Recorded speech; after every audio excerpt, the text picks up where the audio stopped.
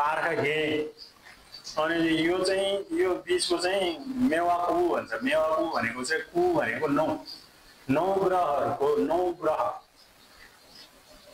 ग्रहहरूको प्रतीक यो चाहिँ मेवाकु पार्खा घे लोहर जुई यो चाहिँ यसरी बनेको हुन्छ। अनि यो टुङ्गा चाहिँ अब यस्तो चाहिँ अब हाम्रो धार्मिक शास्त्र अनुसार यस्तो यस्तो भएको चिज बोक्दाखेरि हामीलाई शुभ हुन्छ, घरमा राख्दाखेरि पनि शुभ हुन्छ भन्ने एउटा चाहिँ धार्मिक मान्यता पनि छ यसको है। अब मोटामोटी त्यही भएको अब के छ र अब यति त हुँदैन यसको। अनि यो अब आगोको प्रतीक भएको यो अब कहिले के राख्छ यसमा पनि। अनि बजाउने बेलामा चाहिँ यसमा चाहिँ खास गरी यो अब तीनटा टुङ्गा हुन्छ, तीनटा तार हुन्छ है। एउटा मन वचन कर्मको प्रतीक हुन्छ यसलाई चाहिँ है।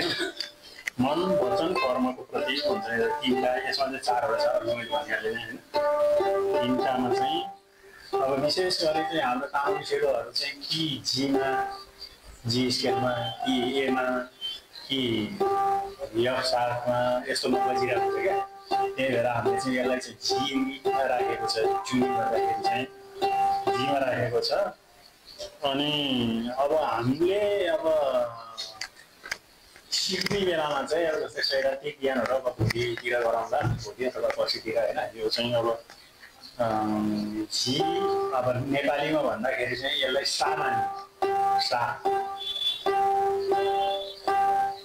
सा यो चाहिँ सा त्योहरू पनि सिकाउँछु म लेखेर भन्नुपर्छ सा हुन्छ। अनि यस्तो पनि हो फेरि यसमा चाहिँ यो खोदली होइन यो तारहरूको यसलाई चाहिँ यो माथि चढ्ने भएर यसलाई चाहिँ घोडा चुदा चाहिँ घोडा भन्छ। अनि अब यसको अब पछाडि चाहिँ अब यस्तो छ भनौँ यी जुन यहाँ चाहिँ लो अब हाम्रो 12वटा लोहरू मध्येको 12वटा लोको प्रतीकहरू क्या। लोहर चुइनी भन्छ यसलाई चाहिँ होइन। लोहर भनेको फोर भनेको चाहिँ घुम्नेको चक्र पर्लो।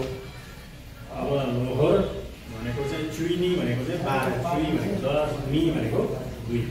लोहर चुइनी भनेको चाहिँ 12 वर्षहरूको प्रतीक चाहिँ 12वटा छन्। प्रत्येक वर्षको चाहिँ हाम्रो चाहिँ अब बुद्ध धर्म अनुसार चाहिँ